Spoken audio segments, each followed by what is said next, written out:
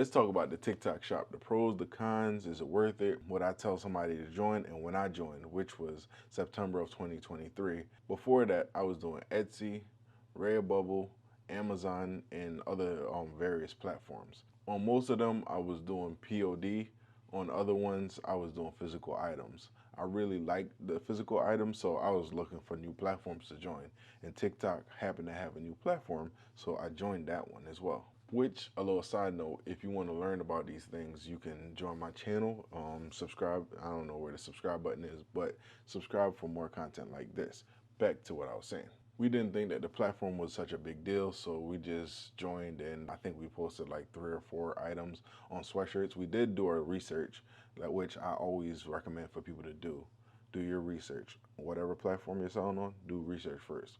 So we did our research and we found out that sweatshirts and shirts were selling the most, not hoodies. So we did tan sweatshirts and black t-shirts, I believe it was. The first thing that sold for us was a mental health sweatshirt that I went on live for the first time, guys. Yes, that was my first time going live to sell something to anybody. And it was super scary, but I did it and we made our first sale off of it. I mean, it wasn't like a million sales, but it was one sale. So proof of concept, it showed that there were people on this app that wanted to buy things. At the time that we joined TikTok Shop, they had a lot of flaws and false violation. So let me just tell you guys what a violation is before I tell you what a false violation is. A violation is pretty much if you ship something out too late, or if the customer isn't completely satisfied and leave you, like, I believe, a 3 stars or less. Also, another violation would be if you didn't respond to your messages on time. And also, the big one that a lot of people get false violations for is if they deem anything that you put out as inappropriate for their audience. So, from what I just explained, what a violation is, you can kind of guess what a false violation is. A false violation is when they tell you that you did one of these things and you didn't. That's essentially what a false violation is. And we got a lot of them because it's AI that's running most of the platform, unfortunately. So anything that you do on there that the AI can't really comprehend, it kind of just flags you as a violator. Another problem that I had to deal with the platform is settlement time. So your money, once you make the sale, doesn't come straight to your bank account. It's held until the customer gets their item. And 15 days after the customer gets the item is when the money becomes released into your bank account. So if you don't have extra money in your account to keep up with your inventory, your shop is pretty much screwed. Fortunately for us, we had credit cards and we just had to keep grinding with the credit cards, and any additional savings that we had, we spent it all on it because we saw the money in our settlement box and we knew that it was going to be released in 15 days. But those 15 days were hard. I'm not going to lie. It was very difficult. Also, back to violations, I forgot to mention, if you had 40 violations or more, your shop was automatically terminated. So with the violations, I didn't also tell you guys how they did it. They kind of did it by random numbers. So if you did your first offense, they'll probably give you like 1 or 2 violation points. But if it's like your second or third, they could give you from anywhere from 5 to 40. So they could essentially just shut your shop down after 2 violations. You never knew how many violation points you would be getting for any violation that you did. What made violations seem impossible to avoid is the shipping.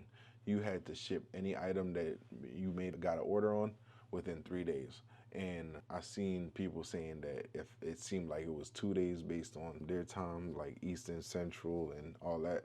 I don't really get all of that, but I did start to notice that sometimes I have something that somebody placed an order for the day before, saying that it needs to be sent out the next day. So I'm not sure how that worked, if that was just a flaw or because of like the time zones, like I said previously. But that was a big thing that caused me a lot of violation. I think I got about 10 or 11 violation points off of that. So once we saw that the mental health sweatshirts that we put out started really making sales, we started realizing the power of the TikTok shop.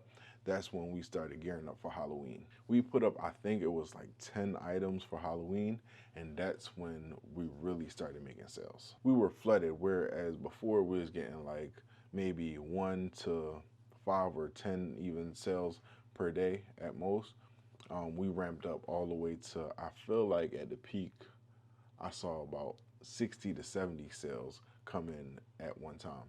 And this was consistent. So every day I think the least amount of sales that we saw was about 20 each day. So having that amount of inventory coming in the door and out the door, mind you, I still live in a house. I don't have a warehouse or anything like that. So having to do all that in a house was very difficult. The reason being that it was so difficult is the limited amount of space. I have a basement, fortunately, and most of the things are in the basement, but we started packing boxes on top of boxes in the living room, in the kitchen, and anywhere that we could find space, we pretty much was putting boxes.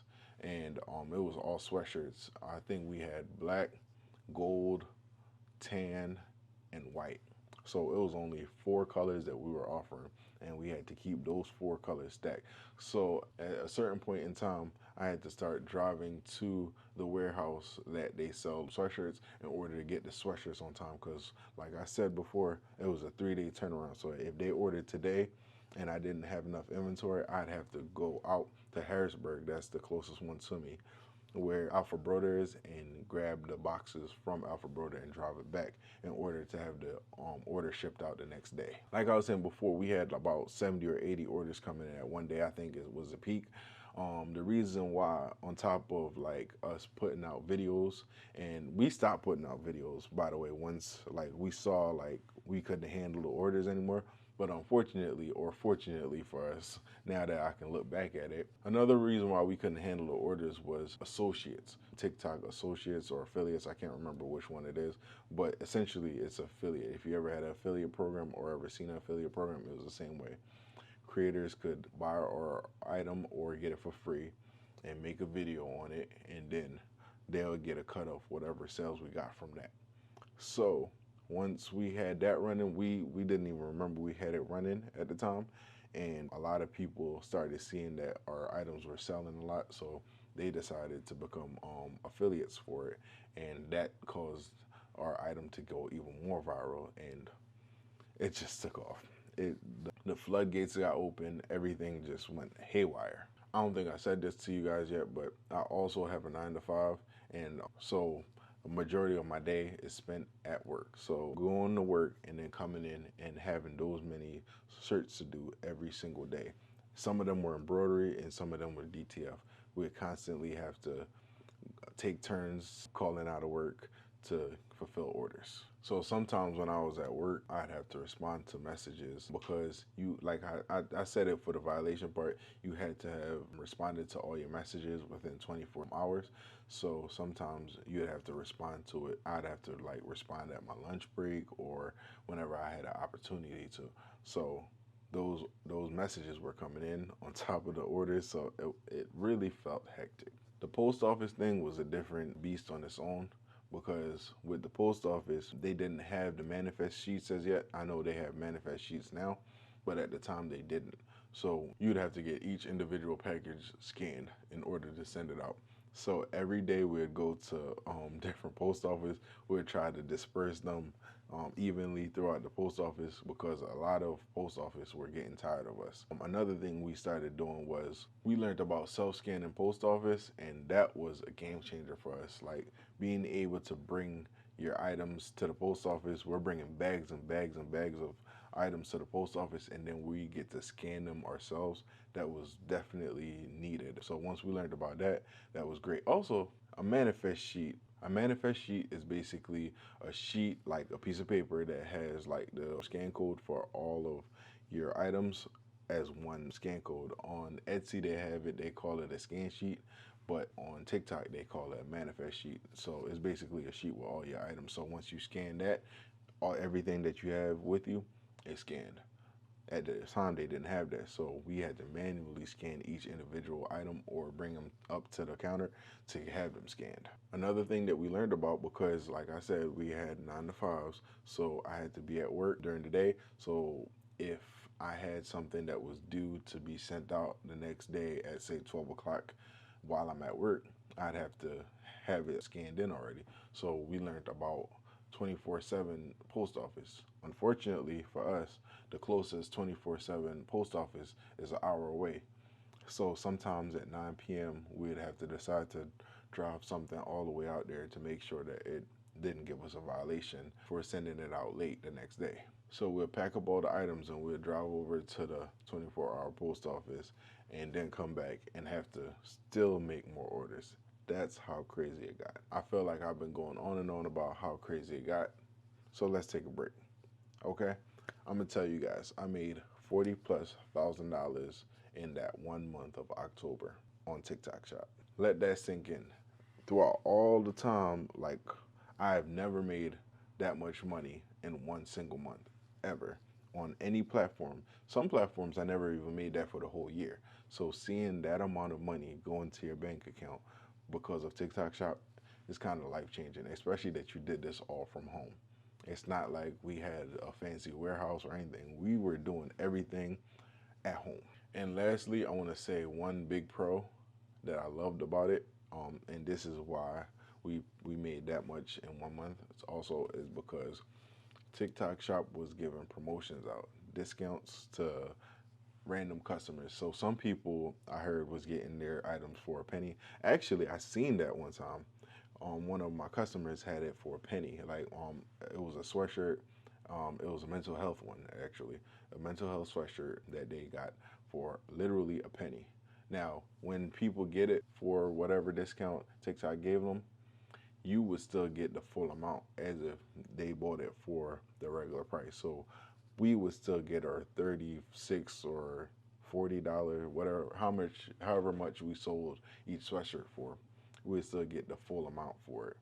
It's just that that person would receive it for whatever the discount was, a penny, $2, $5, whatever it was. Another pro, and this is the last thing I want to touch on, is they made shipping very simple. So literally, once you went onto the platform and clicked on the item, like, it was ready to be shipped. All you'd have to do is press ship item and it would pretty much be ready. Like, the label would be ready. You just print out the label and stick it on and bring it to the post office. I loved how simple they made that process. Now, with all that said, would I recommend it to everyone? Yes, if you do physical items, not drop shipping or anything like that. If you do physical items, I would definitely recommend TikTok Shop for you to expand your sales avenues. I would say it's a great platform now that they have more rules and more established guidelines so they can show you what to do and not to do. I feel as though in the beginning they were just making things up as they went, so they never knew what they wanted to enforce and what they didn't want to enforce. So sometimes they would enforce something and give you a violation, and sometimes they wouldn't. Sometimes they'll give you a warning for something, and sometimes you'll get a violation. You never knew what you were getting. So, like I said, it's a great platform now, and I think if you sell physical items, like, I'm going to keep saying that, if you sell physical items, you should join. Thank you for watching my little video on TikTok Shop. Don't forget to like and subscribe, and in the comments below, write me what other platforms you want me to speak on or what other platforms you think I should try out.